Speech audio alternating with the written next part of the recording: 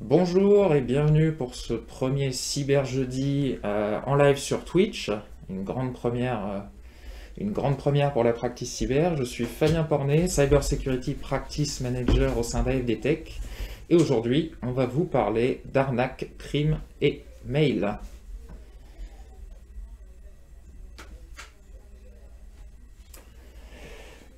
Alors, vous avez dû remarquer que nous ne sommes pas un jeudi, mais je suis très attaché à la notion de cyber jeudi, donc même si on fait ça un mercredi, je continuerai à appeler ça un cyber jeudi. Si on passe au slide d'après, les plus geeks sauront comment interpréter le nouveau titre qui va s'afficher à l'écran.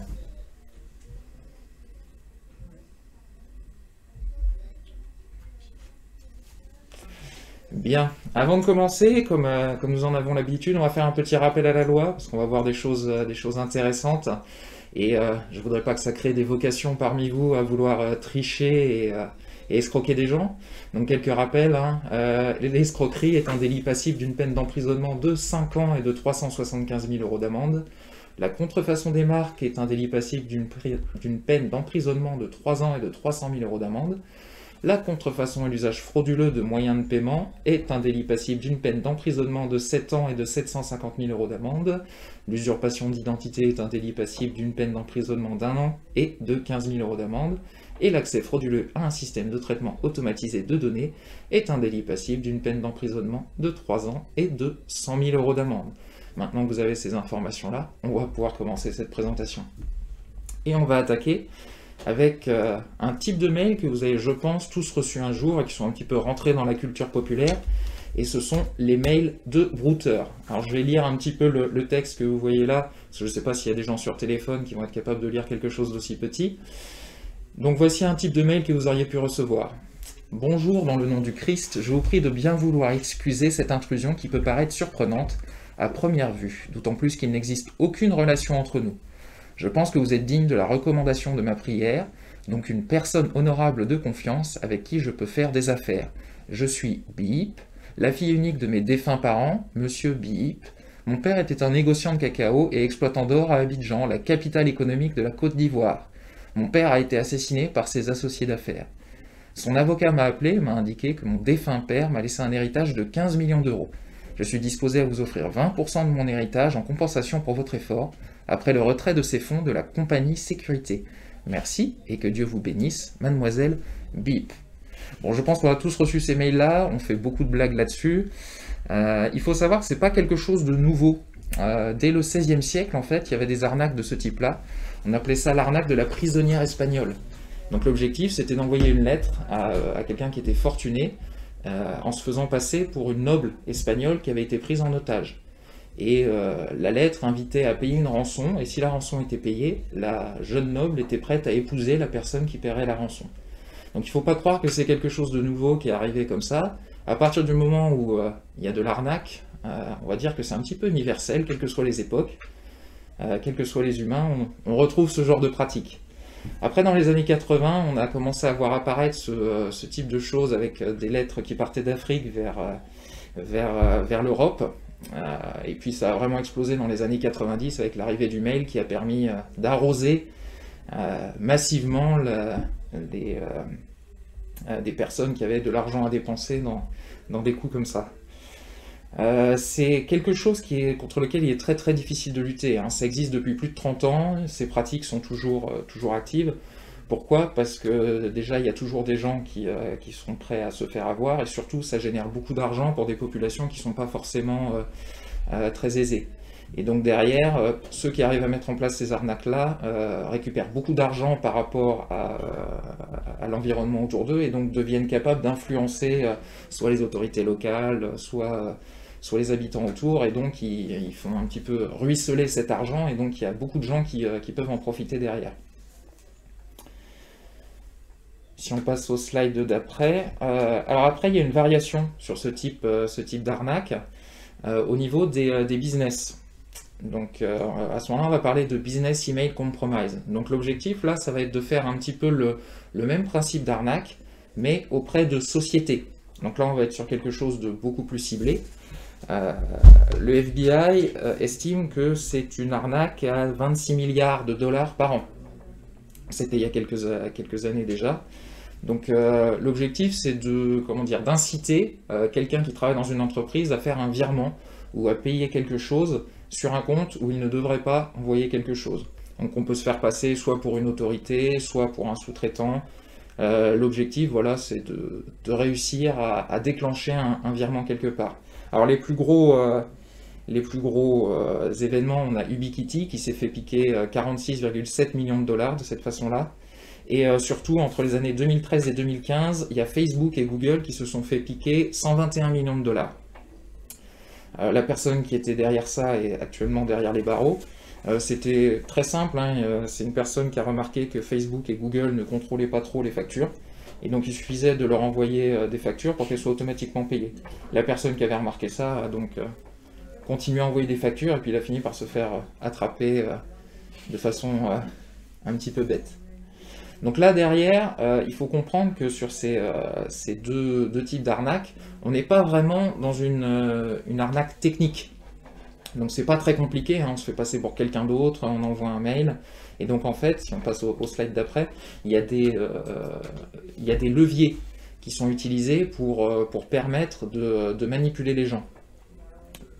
Le premier, c'est l'appât du gain.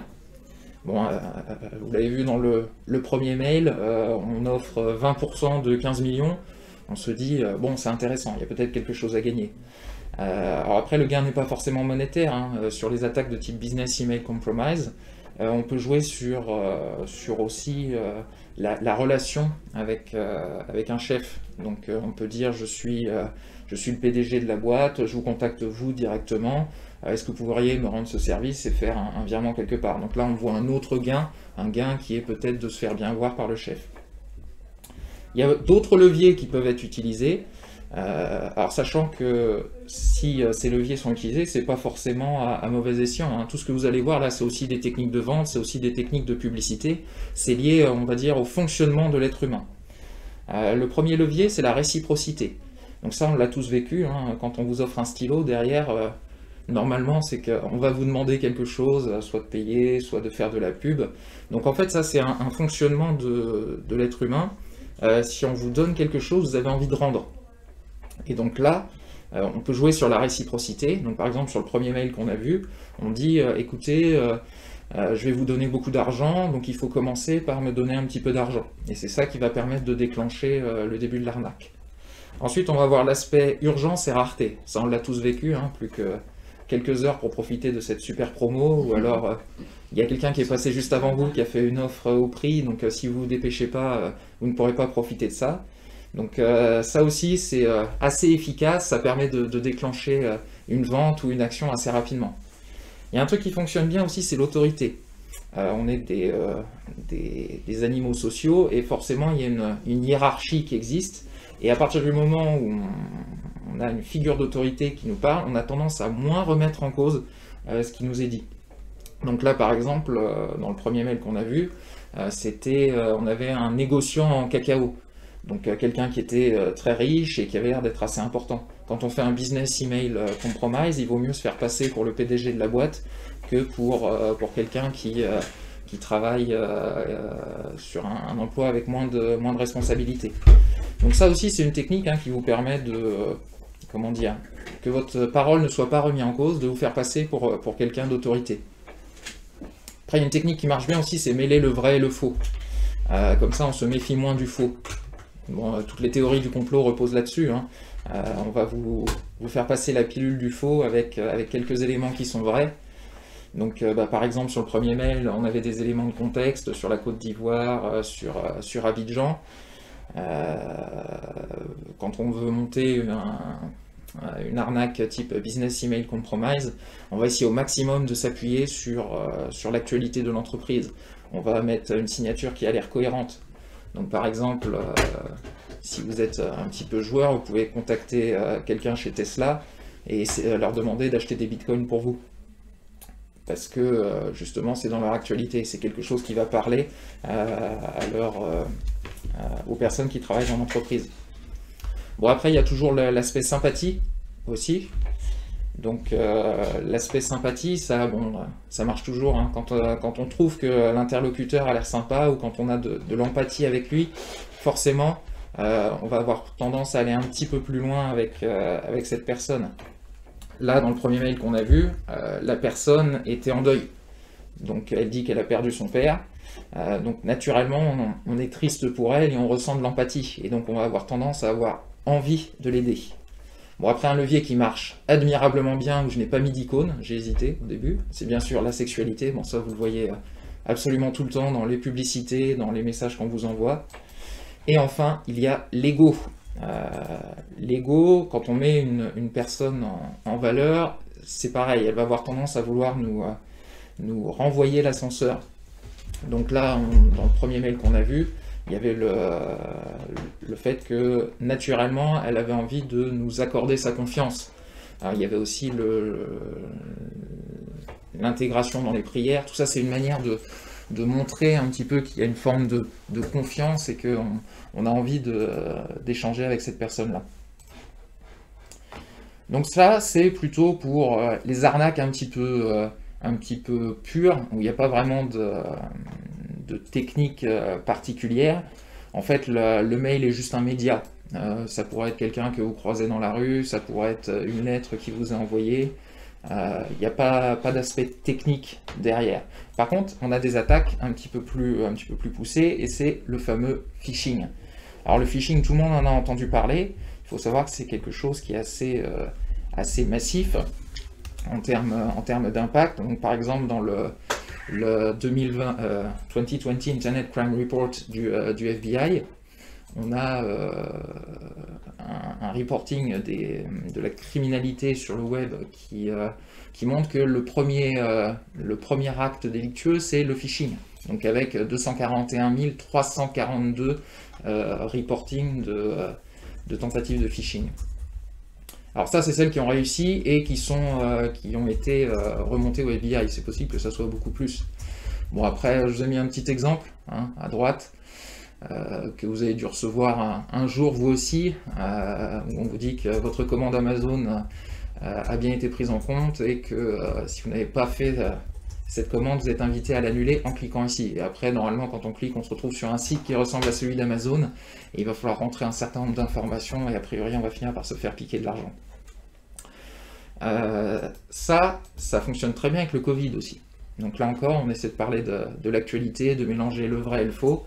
Amazon, en ce moment, on va dire qu'il y a le confinement, les gens ont consommé énormément sur Amazon, donc il y a plein de gens qui sont en permanence en attente d'un colis, donc ça marche très bien. Comme ils sont dans un contexte d'attente d'une commande, ils vont aller cliquer, ils vont pas se méfier, et ils vont se faire avoir. Ça aussi, c'est un crime qui existe depuis très très longtemps, hein, et c'est une course à l'armement entre ceux qui essaient d'utiliser ces techniques et ceux qui essaient de les détecter. Il y a très longtemps, il suffisait de chercher le mot-clé Viagra pour bloquer les attaques, hein. Pendant une très longue période, les mails délictueux étaient juste des mails où il y avait écrit Viagra. Donc après, les attaquants ont dit, bon, on va écrire Viagra dans une image, comme ça on ne pourra pas le détecter à l'intérieur du mail. Donc après, les défenseurs ont essayé de détecter le texte à l'intérieur des images. Donc on fait les attaquants, et ils ont mis deux images, une où il y avait écrit Via et l'autre Gras. Bref, on a tout le temps une escalade comme ça pour aller chercher de plus en plus loin des techniques pour à la fois détecter et ne pas se faire détecter. Donc en fait, c'est pour ça que ça existe depuis aussi longtemps, c'est parce que les attaquants sont très très créatifs, et surtout c'est une attaque qui attaque l'humain. Tant que l'humain pourra se faire avoir, quelle que soit la technique qui sera trouvée, il y aura toujours quelqu'un pour l'améliorer et trouver un autre moyen de passer. Donc ce qui est assez important, si on passe au slide d'après, c'est de chercher à se protéger et à comprendre ce type d'attaque, parce qu'on ne pourra pas en permanence trouver techniquement des solutions. Il y a un moment où l'attaquant aura toujours un coup d'avance. Donc pour se protéger, alors quelques bons réflexes, pas d'informations sensibles par messagerie ou téléphone. Si vous recevez un message qui vous demande d'envoyer un numéro de carte bleue, qui vous demande des informations personnelles, méfiez-vous. Bon, après le classique, hein, avant de cliquer sur un lien, mettez le curseur de votre souris sur le lien. Et normalement, vous devriez voir afficher le lien vers lequel ça pointe. Et si ça ne ressemble pas au site auquel vous souhaitez accéder, n'y allez pas. Et allez directement sur le site et voyez si vous avez le même type de message. Regardez aussi quelle est l'adresse du site qui s'affiche dans votre navigateur. Est-ce que vous êtes bien sur Amazon? Est-ce que vous êtes bien sur Netflix et pas sur un site avec un nom bizarre? Ça, c'est particulièrement important sur les téléphones. Parce que sur les téléphones, on a des petits écrans et on va voir que le début de l'adresse. Et avec juste le début de l'adresse, on peut faire croire qu'on est sur un site légitime, ce qui n'est pas forcément le cas. Bon, après les classiques, hein, utiliser des mots de passe différents et complexes pour chaque site et application. De temps en temps, allez vérifier les dates et heures de dernière connexion à votre compte et activer la double authentification pour sécuriser vos accès. Alors ça, c'est des choses qui sont peut-être un petit peu difficiles, on peut les prêcher, on peut les rabâcher. Le problème, c'est que je suis presque sûr que parmi vos grands-parents, il n'y a personne qui va mettre en place un conteneur de mots de passe, qui va mettre en place la double authentification. Donc c'est important de sensibiliser, d'expliquer et de ne pas hésiter à demander aux gens autour de vous. Je m'explique, si vous recevez un mail et que vous êtes tout seul dans votre coin, vous n'allez peut-être pas forcément avoir les bons réflexes. Il y a forcément des gens autour de vous qui connaissent, des gens qui sont plus calés en informatique, qui sont plus calés en sécurité. Il ne faut pas hésiter à communiquer. En fait, un arnaqueur va être efficace à partir du moment où il vous isole. Et si vous n'êtes pas isolé, si vous avez des gens à qui parler, vous allez pouvoir détecter ces arnaques beaucoup plus facilement. Ça veut dire, quand je reçois un mail bizarre, je lève la tête et je demande dans l'open space, si je ne suis pas en télétravail, j'ai reçu un mail bizarre là, est-ce que vous l'avez reçu? Est-ce que ça vous évoque quelque chose? Est-ce que vous pourriez venir regarder, voir si c'est pas une arnaque? Parlez-en aussi à des gens qui sont peut-être moins calés que vous. Si vous présentez ce type de mail à votre grand-mère par exemple, elle fera peut-être un petit peu plus attention la prochaine fois qu'elle en reçoit un, parce que ça lui parlera. En fait, on a tous une responsabilité auprès de la société, de faire tout ce qu'on peut pour sensibiliser sur ces sujets-là, et ne pas juste régler les problèmes dans son coin, et ne pas en parler, et puis une fois qu'on s'est fait arnaquer, on dit rien, on a honte, on porte pas plainte, et c'est les attaquants qui gagnent à la fin. Donc ça, pour moi, c'est le truc le plus important. On peut parler technique, on peut parler solution, on peut parler confiance, mais le plus important, c'est d'en parler autour de vous. Parlez-en à des gens qui sont plus calés techniquement, parlez-en à des gens qui sont moins calés techniquement. Tout ça, ça va permettre, on va dire, de faire prendre conscience aux gens que ce type de pratique existe, et peu à peu, ça va être de plus en plus difficile pour les attaquants de mettre en place ce genre de choses. Et plus ça va être difficile pour eux, plus ça va leur coûter cher, moins ça va être intéressant, et peut-être qu'au fur et à mesure, on va réussir à éradiquer ce type d'activité. Ou alors peut-être qu'ils se dirigeront vers d'autres médias, mais au moins on les aura bloqués sur celui-là. Si tu veux bien passer au slide d'après. Alors si jamais vous avez envie d'en savoir un petit peu plus, il faut savoir que l'État a un site en place qui s'appelle cybermalveillance.gouv.fr avec plein de petites fiches pour apprendre comment les arnaques fonctionnent. Vous pouvez aussi signaler des attaques, des choses comme ça. Donc ça peut vous permettre, si jamais vous avez une difficulté et que vous ne savez pas vers où vous tournez, allez voir ce site, il est bien fait, c'est ergonomique, c'est très bien expliqué, c'est pour tout public. Donc à mettre dans vos favoris et à réutiliser. Bien, pour terminer, je voudrais parler un tout petit peu d'actualité, si tu veux bien passer au slide d'après. Je ne sais pas comment je me débrouille, à chaque fois qu'on fait un cyber jeudi, 2 jours avant, il y a une grosse actualité cyber qui tombe. La dernière fois, c'était une faille Messenger un peu énorme. Et là, lundi, il y a eu une annonce du FBI qui a été faite à propos d'un pipeline qui a été bloqué aux États-Unis, un gazoduc en français. Donc on a 7000 km de gazoducs qui sont à l'arrêt aux États-Unis, 12 États qui sont passés en état d'urgence parce que ce gazoduc est bloqué, les prix de l'essence qui ont fortement augmenté dans ces États-là, et tout ça à cause d'un ransomware. Du coup, ce qui s'est passé, a priori, le FBI a fait une annonce lundi comme quoi ça serait lié à un groupe d'attaquants qui s'appelle DarkSide. qui vend des solutions, on va dire, des solutions d'attaque. Alors DarkSide a riposté, a fait un communiqué aussi en disant qu'ils n'étaient pas forcément responsables de ce que les attaquants faisaient avec leurs solutions, et qu'ils étaient gentils. La preuve, c'est qu'ils donnent à des organismes de charité. Et ils se sont engagés aussi à essayer de ne pas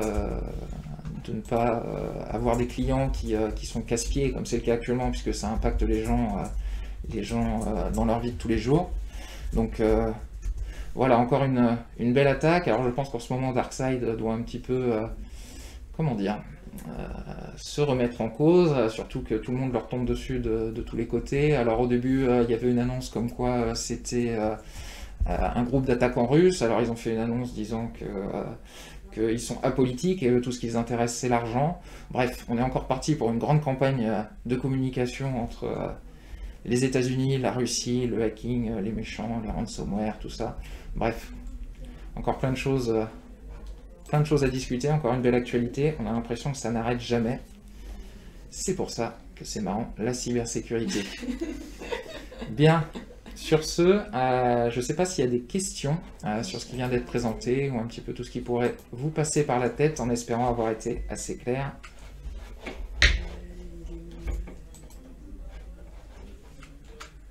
Non, il n'y a pas de questions. On n'a pas de questions? Non. Bah c'est top, on va pouvoir les manger tôt.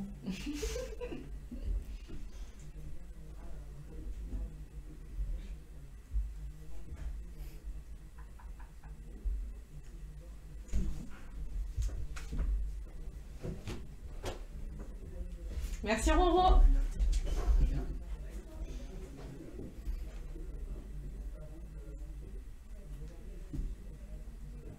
Bon appétit. Hein. Allez, on attend encore 30 secondes. Merci Adrien.